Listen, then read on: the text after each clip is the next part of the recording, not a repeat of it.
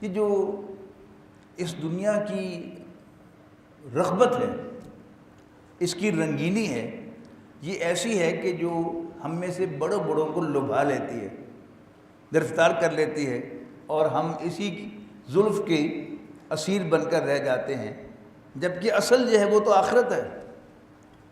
یعنی نبی اکرم صلی اللہ علیہ وسلم نے جمعے کی نماز کے لیے جن صورتوں کا انتخاب فرمایا، ان میں ایک صورت جو ہے وہ صورت اعلیٰ ہے، کہ آپ اکثر جمعے کی پہلی رکعت میں اور عید کی نمازوں کی پہلی رکعت میں صورت اعلیٰ تلاوت فرمایا کرتے تھے۔